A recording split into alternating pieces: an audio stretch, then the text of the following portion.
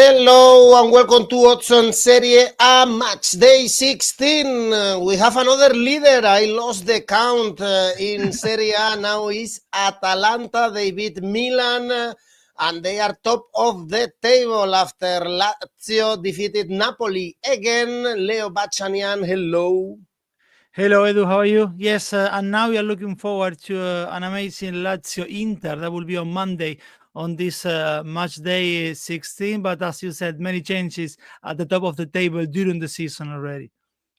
Yeah, I don't know. Even Udinese, remember, at the beginning of the season was top of the table. Of course, Inter, Napoli, and even now Fiorentina, Lazio 3 points away from 𝐿𝐴, from Atalanta. So we have an exciting Serie A. Already a lot of comments, even from New York. I guess it's very early already in New York. Benjamin is asking you, Leo, if you see Atalanta winning the league. Why not, right? Well, we spoke a few times about that. It's something that I would like. I think it will be like a Leicester moment in England in the Premier League, but I still believe it's all Inter to win or to lose. Exactly. I totally agree. Well, guys, remember to press the like, of course, if you enjoy our shows, and subscribe to our channel. Let's go on now with the show.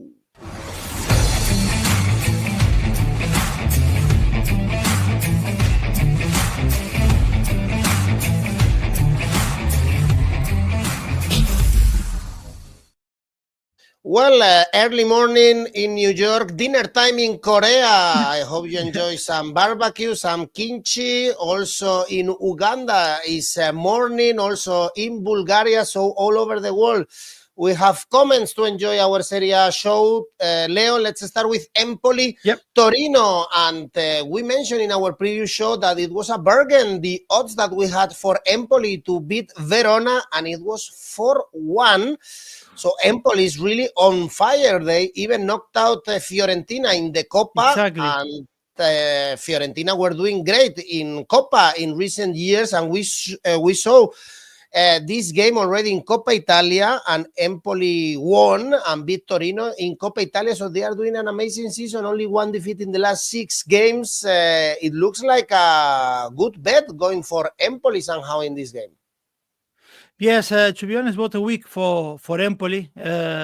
Last one, because as you mentioned, they knocked out Fiorentina on penalties, and in Coppa Italia, the 4-1 against Verona was amazing. What a week as well for Sebastiano Esposito, because he equalized for Empoli with 15 minutes left on the clock against Fiorentina to take the game on penalties, and then he scored the decisive penalty on that one against Fiore, and then he scored a brace against Verona in the first half. He has 6 goals in all competitions, 4 in Serie A, 2 in Coppa Italia. Great weekend actually for the Esposito family, because Sebastiano Esposito's 2 brothers, they played in La Spezia in Serie B. This is just anecdotal, and they both scored as well on Sunday. So I believe for dinner on Sunday night at the Esposito's family's table was an amazing moment for sure. It was a totally commanding display. Hats off for them, because after only 10 minutes they lost as well Pietro Pellegrini, the striker, and the result could have been even more damaging for Verona, because Empoli had 2 or 3 very clear-cut chances to score as well in the second half. Before match day 15, Empoli scored 5 goals in the last 10 Serie A matches, so they managed almost the same tally in only one game. It was their second win in the last 5, and they have opened 7 points gap. 7 points gap open for them with the relegation zone, which is very, very important. It's a remarkable improvement on last season, Edu, when they had 12 points at this same stage of last season, and they had endured like a heavy defeats last season at this same time, like a 7-0 defeat against Roma. At home, however, they won once all season only, Edu, in 7 matches with 4 draws and 2 defeats against Inter and Napoli, which is understandable. So more than the amount of defeats, the problem is that they just scored 2 goals in 7 games at home. Empoli, 6 of the 7 home games have been under 2.5 goals.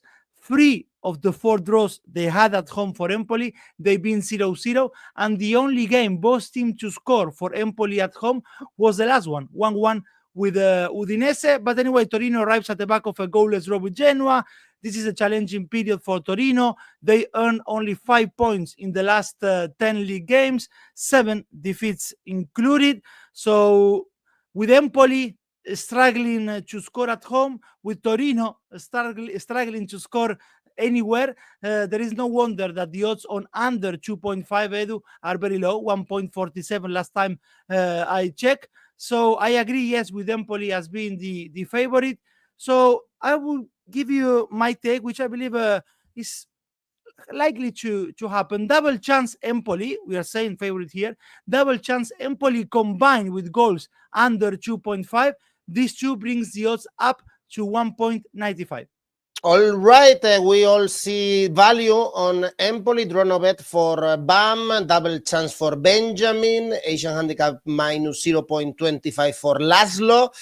Orteo is in a draw, so I guess the odds are good for Empoli. We have a couple of guys also from Zambia watching us. Well, let's go to the next one. Cagliari, Atalanta, the leaders of this Serie A, defending the top of the table. They lost to Real Madrid after 14 unbeaten games in the Champions League. That's my happy face for that. The last defeat was against Como at home, but now, as I said, they are top of Serie A with the Cagliari shining. We saw Retegui on the bench against Real Madrid, and Cagliari 2 points away from the bottom three, lost to Fiorentina. Last home game, beat Verona 1-0, but I guess all eyes are on Atalanta and Gasperini, Leo, for this game.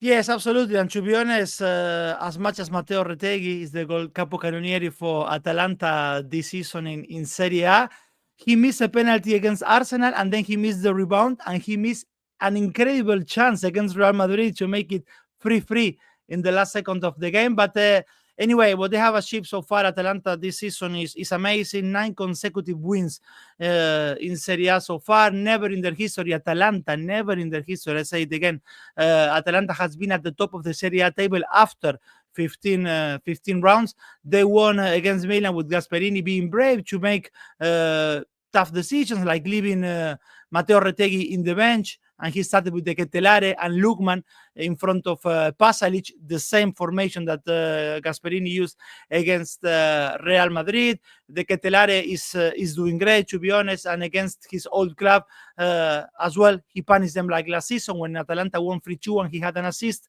Well, this time he also scored the 𝐾𝐿𝐴. As always with Atalanta, the best with them is that they have not settled for the draw, because they kept going, and with 𝐿𝐿𝐴, and then 𝐿𝐿𝐴 scored with 3 minutes to go. When the game was 1-1, they kept going. They never settled for that draw against Milan. Retegui could have scored as well a third one, but Maignan denied him at the end of the game. Actually, when it comes to headers, because 𝐿𝐿𝐴 scored with a header, the winning goal, we may not associate Atalanta straight away to be a side that score more headers than others, but they are now the second best team in Europe, only behind or actually are the best team in the Serie A when it comes to goals scored with headers. 8 goals scored by header for Atalanta. But then, of course, we are not surprised that they are the second best team in Europe in terms of like most goal scores, only behind Barcelona, who has scored so far 48 goals, 38 for Atalanta. The 𝐾𝐿𝐴 and 𝐿𝐿𝐴 are the only 2 Serie A players who have scored more goals in the year 2024 in all competitions.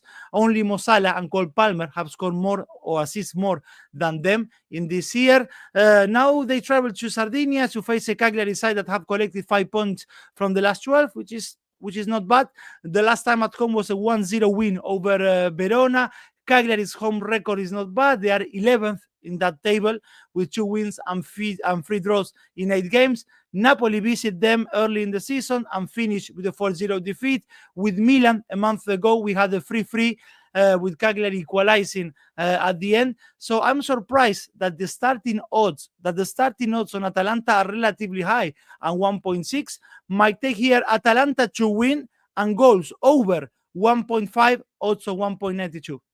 Okay, we can throw in the mix Lookman to score. The That's right. Nigerian is in good form. He was great against Real Madrid. He scored a beauty and had some chances also. Over 1.5 and Atalanta to win. Atalanta and over for Carbonaro, -1 for BAM. So it's a good idea to go, I guess, for Atalanta and over. Let's see if we disagree in the next one. Udinese Napoli, tough game this one for Conte's men after losing the leadership and the double KO against Lazio in Coppa Italia and in Serie A. They have an easy schedule until the end of the year. Is Genoa, Venezia, and Udinese. Udinese in bad form, by the way. They beat Monza, but they were winless in 5 previous to the game against Monza. So is this kind of pitches where you should go and win if you want to win the Scudetto, Leo? Yeah, that's definitely, but I don't see them like going there and winning by a large margin. We know how this Napoli is being set up. You mentioned 2 consecutive defeats for them, and both against Lazio, one of them in Coppa Italia. And look, Edu, against teams in the top 7, Napoli have played against 6 of them. They will face Fiorentina on Matchday 19. And they lost 2, and both at home. Atalanta and Lazio conceding 4 and scoring none in those 2 games. But in the contrary, away from home, a win against Milan and draws with Inter and Juventus. Antonio Conte was a calm figure. I was a little bit surprised with that after the match, reassuring the supporters that they are in the right path, working in the correct way. And that this inevitable. He was saying that there were going to be more setbacks along the way. The positive thing is, like we are seeing anyway, a Napoli team which is eager to attack. Actually, 𝐬𝐭𝐴 goal for Lazio came at the counter attack, with Napoli heavily involving players in the attacking Lazio's half. To be honest, very likely 𝐬𝐭𝐴 will have scored maybe 1 out of 10 of the one he scored on Sunday. But the reality as well is there has been a little bit of a lack of quality in the final third for Napoli in open play lately. Conte is demanding more for 𝐻𝐻, more for Lukaku. He's not the only one demanding more from Lukaku. Actually, Lukaku was whistled when he was replaced in the 92nd minute of the match for Simeone, which was anyway a little bit strange. I mean, why he will replace Lukaku chasing the game on added time and knowing that the fans were going to take on him. Anyway, so far he just managed 14 touches against Lazio. That's too little throughout the match. He registered just a single shot on target, Lukaku. And so far, 14 matches played between Serie A and Coppa Italia, and 5 goals scored for the bench, and which is almost 1 goal every 3 games for him. And Udinese, a great win for them away to Monza, 20 points in 15 games. At the end of the day, just 2 points short of Milan. They needed 3 points after those 4 defeats in the previous 5 match days. They started the game very well, with Lorenzo Luca scoring after only 6 minutes, the fifth goal of the season for Lorenzo Luca. He scored in 5 different games, Luca, and in 4 of them, Udinese won the game. My take here, as I said, Edu, Udinese, they haven't drawn a single game at home. 4 wins and 3 defeats. But being Napoli visiting Udine, might take goals under 2.5, 1.73. Looks like a close game. A great season for Udinese. Last one, they were fighting against relegation. Now they are in mid-table, so they are doing great. And most of our people are going for Udinese, for Napoli to win, even Napoli to win 2-0. Some others even draw at halftime. Should be a close one, I think, this one. In the cold of Friuli. I'm sure it's going to be really cold up there in Friuli. Well, Udinese, Napoli, next one, for sure also cold in Torino. Juve, Venezia, great win in midweek against Man City. One of those wins that you remember throughout the season, because Juventus was struggling in the Serie A with 3 consecutive draws. They at least got a point from Bologna when they were 2-0 down, but I saw many people again criticizing Thiago Motta, comparing him with the numbers of Allegri even the last season. and Juventus are far from the top of the table. They are 7 points away from Atalanta. Venezia, only a draw against 𝐿𝐵𝐺𝐻𝐸. They are kind of desperate. Leo is only 1 point in the last 5 games, although it's a team that usually they don't get thrashed. So I would be careful to handicap Juventus, for instance. Well, so you are Or you are coaching me when I'm handicapping gonna Juventus. go. When I'm gonna go Okay. through that market at the end. But now it's what you say. Look, they went to San Siro and they lost only 1-0 against Inter, and they had a disallowed goal in the last second of the match, Venezia. And Juve, they were 2-0 down against Bologna, but avoided the first defeat of the season with another draw. The 9th draw this season for Juventus in Serie A. You were spot on because you tipped for the draw in the previous match day. I went for Juventus to win, which could have happened at the end of the game, or it could have happened if football matches were only 20 minutes long, because to be honest, Juve started to play from the 70th minute against Bologna. Only from there they play with energy, they press high and better. Only from there we saw some associative play in attack. They got the 2-2 on added time with 𝗵𝗵𝗀𝗀, who scored also the second one yesterday against Manchester City.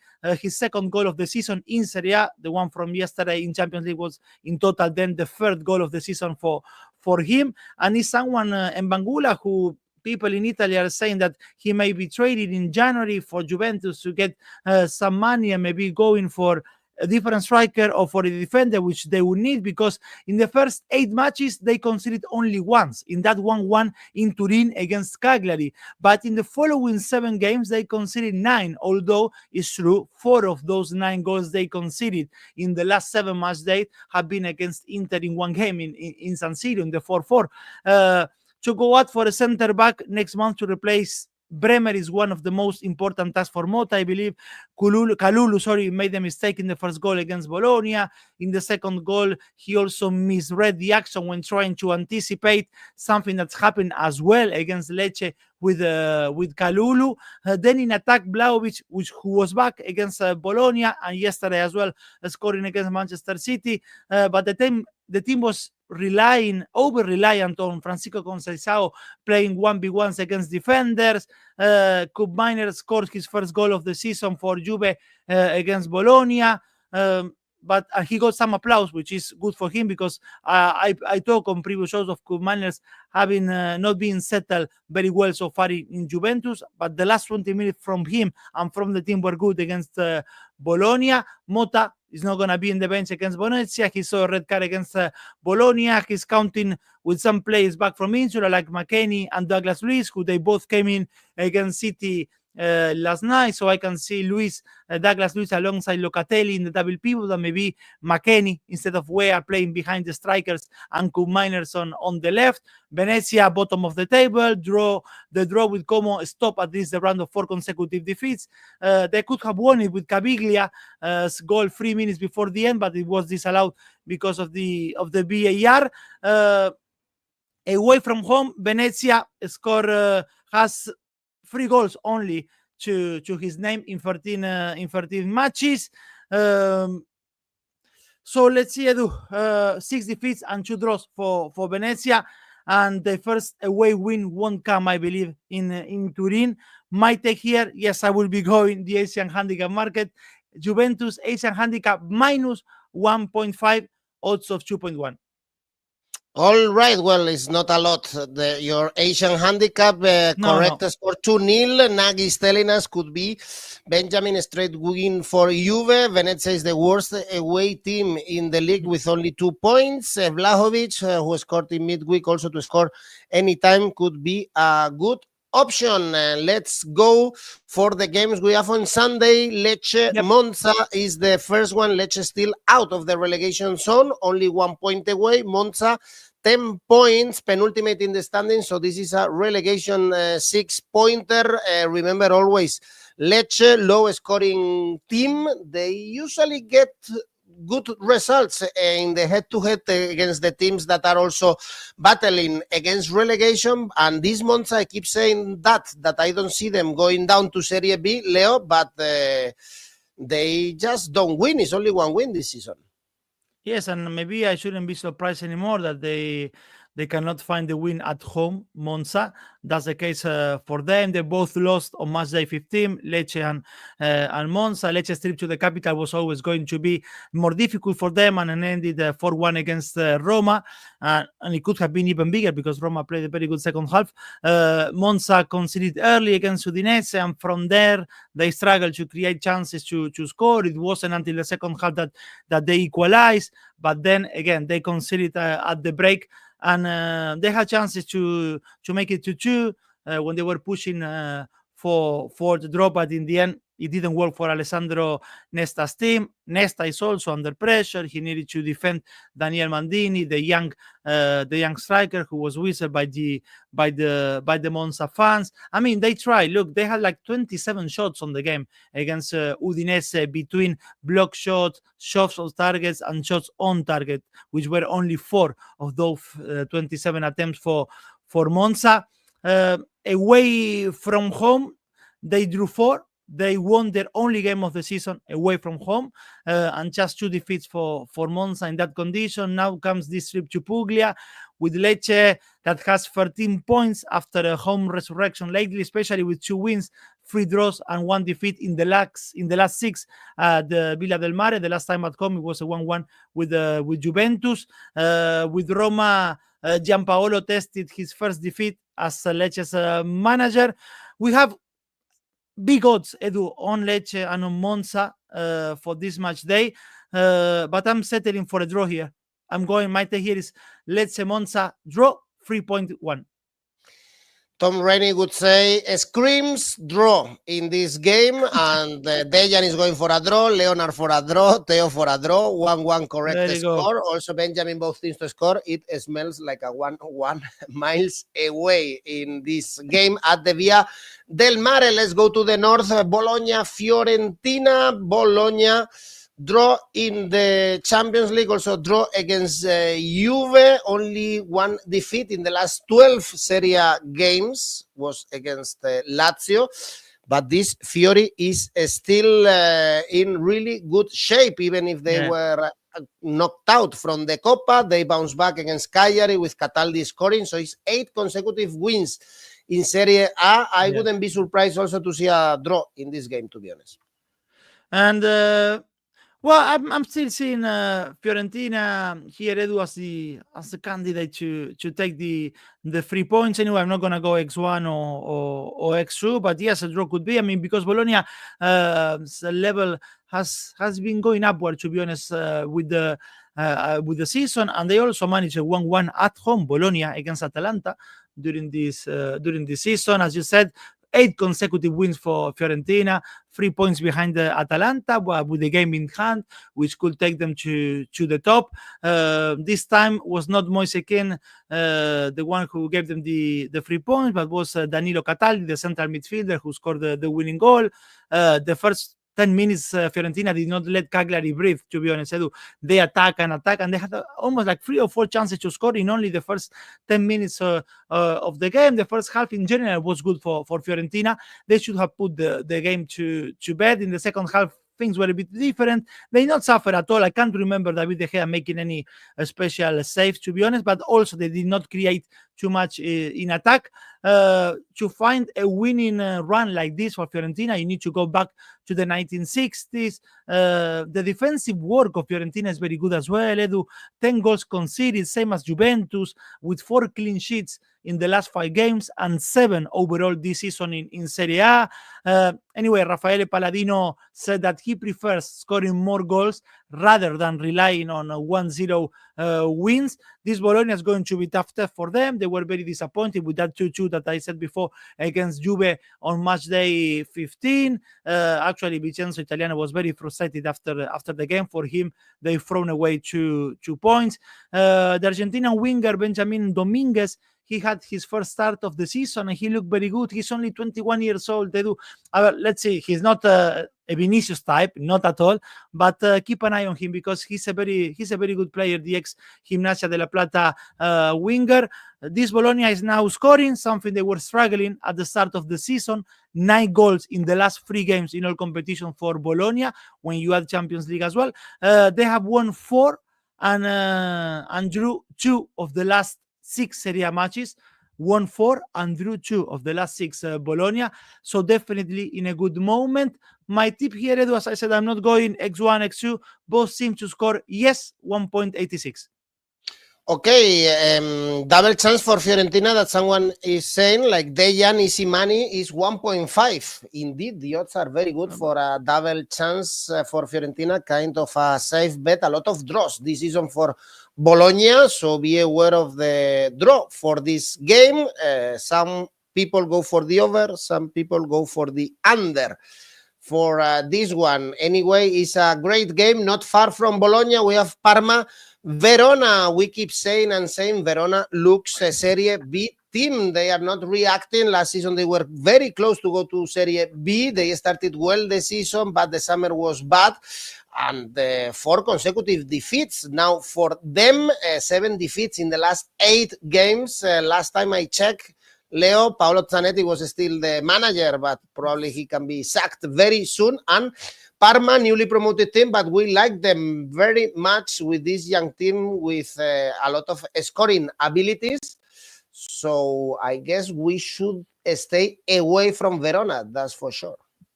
Yes, and look, this is strange because Parma so far lost 5 less matches than Verona. 5 less matches they lost, but they're only 3 points above them. Verona continues the season without grace, 4 wins and 11 defeats. Draws are still to be seen for them. The 4-1 lost at home with Empoli, as you mentioned, 7 defeats in the last 8 Serie A match days. After the game, the sporting director Sogliano said that actually he went to the press conference because Zanetti did not show up. And Sogliano said that they were taking 24 or 48 hours to decide the future of the manager.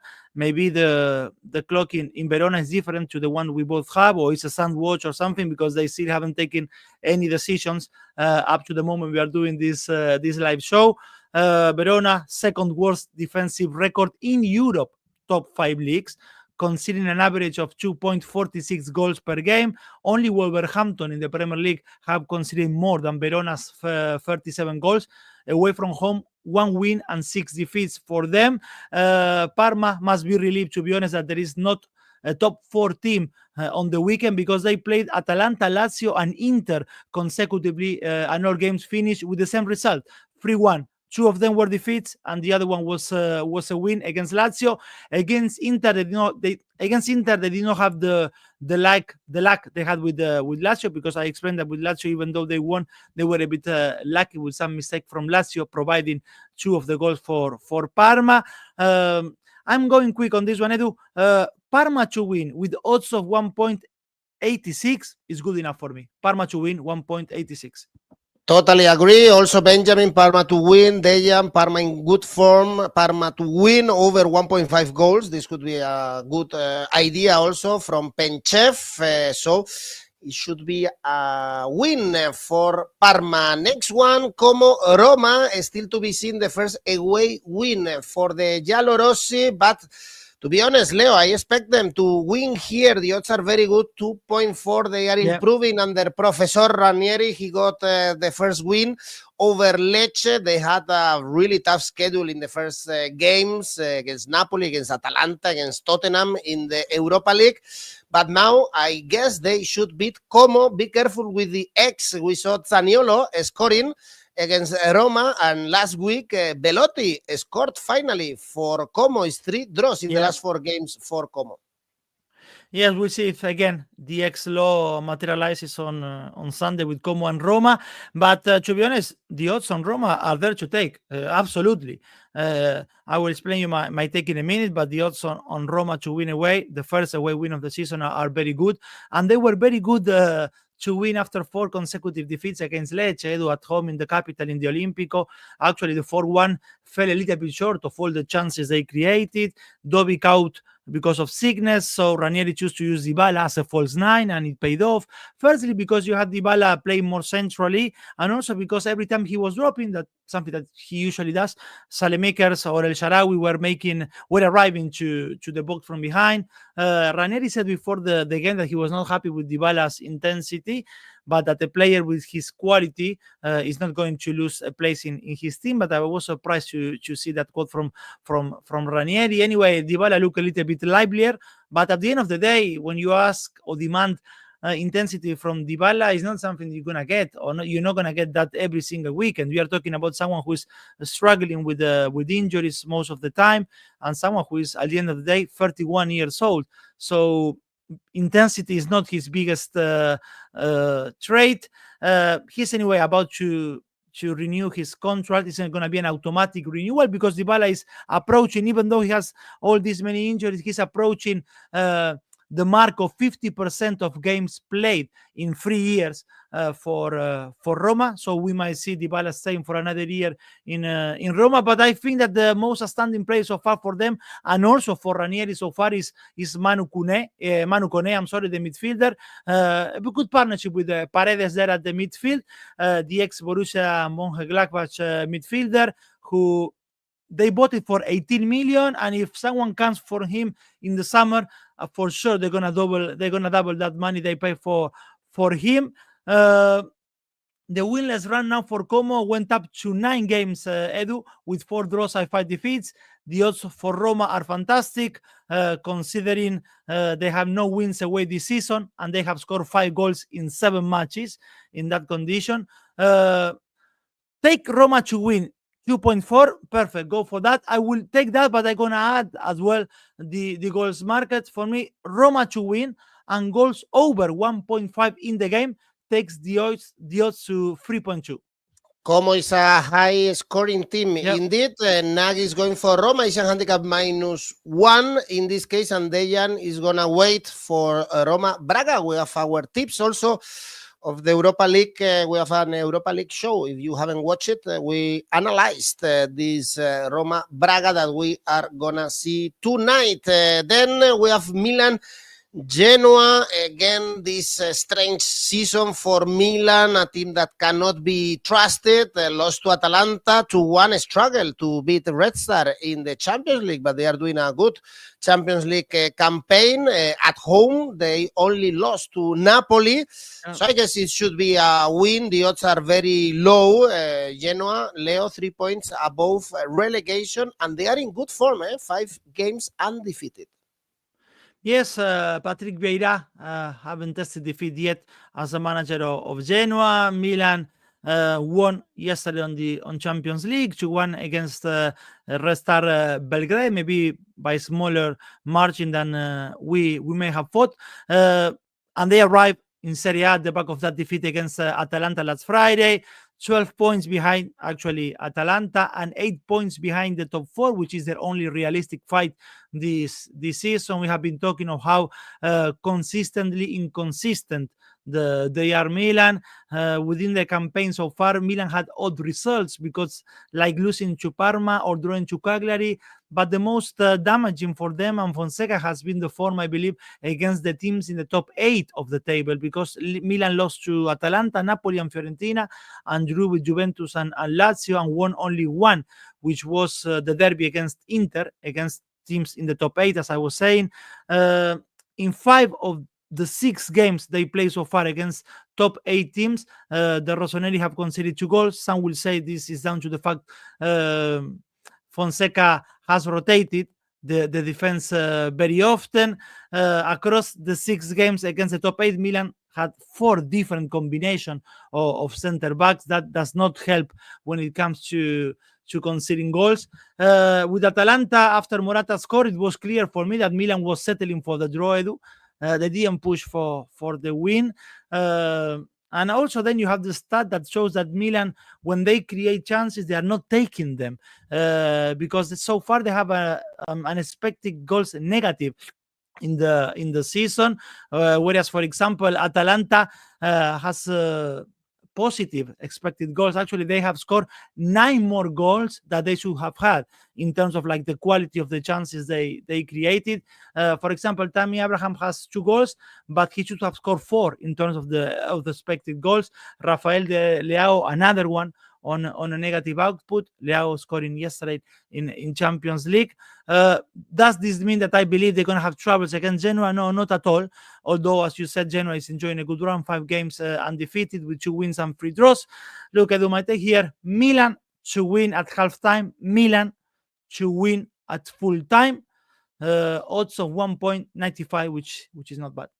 Okay, Laszlo Nagy is throwing Asian handicap plus 1.5 for Genoa. This pays 1.87, so they don't lose by 2 goals margin. And Dejan is telling us that it's not worth the risk for Milan to win. Indeed, the odds are very low for Milan to win. And for Monday, we have the best game in this match day. Lazio, Inter Milan, always a special game for Simone Inzaghi. Of course, Lazio 5th in the standings, doing a great season, same points as Inter with 1 game in hand. Inter lost to 𝐬𝐵 in the Champions League, first defeat for them, second only this season.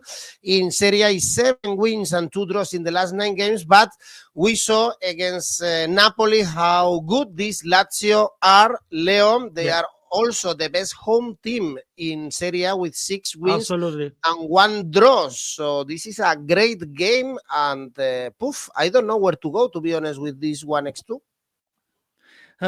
Yes, and I'm not going to go either Lazio or Inter. I don't expect a goal feast in here, Edu. The home form for Lazio is amazing, and it's good that they recover straight away about their defeat with Parma, with 2 consecutive wins, and both of them against Napoli, home and away. One for Coppa Italia, the other one for Serie A. Tati Castellanos won't be available on Monday against Inter because he picked up his 5th yellow card of the season, something that made Claudio Lotito, the Lazio's president, a little bit angry yesterday with the referee. As I mentioned before, when we talk about Napoli, the decisive goal against Lazio came from Gustav Isaksen with 10 minutes to go, with that curling strike in the counter-attack for the Laziale team. Certainly the defeat with Parma maybe now is hurting a little bit more to Lazio, because they see the table and they can only think that a win in the Ennio Tardini will have taken them now to the top of the table with 34 points. Inter have not conceded in the first 5 match days in Champions League, but in the end they lost 1-0 and conceded the first one against Leverkusen. They travel without Dumfries, Pavaro, or 𝐬𝐵 at the back, but defensively they were, as always, very well organized. But the problems for them, Edu, is like they did not attack almost in the whole game against Leverkusen, and in the end 𝐜𝐵 scored the winning goal in the 90th minute of the match. There was no Lautaro Martinez and no Nicolo Varela in the starting 11 in Germany, so I expect them to start at the Olimpico. Lautaro is far from having a great season, but have already scored a winning goal at the Olimpico in the capital against Roma this season. With Parma on Matchday 15, they quickly established the gulf in class, in quality, and in depth between these two sides. Di Marco scored 5 minutes before the break to make it 1-0, and then in the second half, goals from Thuram make it a 3-0. Thuram and Varela. For the Frenchman was the 10th goal of the season for Thuram, but against Leverkusen, as the whole team, he had a poor game. In Serie A, Inter is 9 games without a defeat, with 7 wins and 2 draws since that loss against the derby with Milan. Away from home for Inter, second best team of the season, no defeats in 6 matches. So you have the best home team of the season in Lazio and the second best away team of the season so far, which is Inter.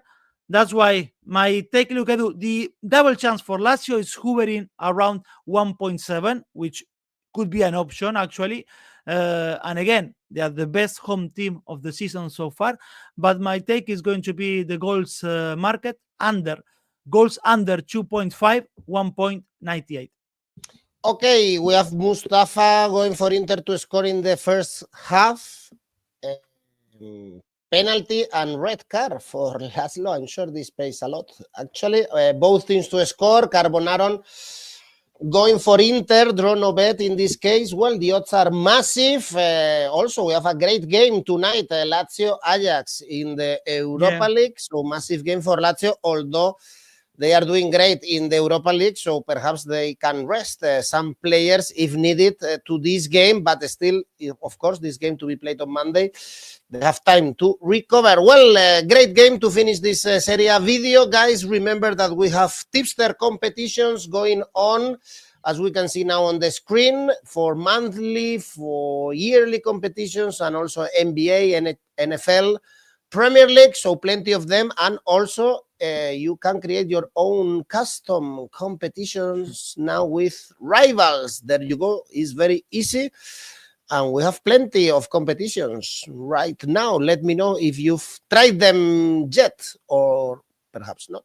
Let me know. Well, Leo, let's go with your safe bet. Is Juventus Venezia? Juventus to win 1.38. That's my safe bet. And the ACCA? Atalanta to win plus goals over 1.5. Juventus to win. And Milan Genoa goals over 2.5. This three leaves me with an ACCA of 4.42. The last one was correct. Let's cross our fingers for this one as well. Let's try then this week. Leo, thank you very much. Thanks everyone for watching. Bye.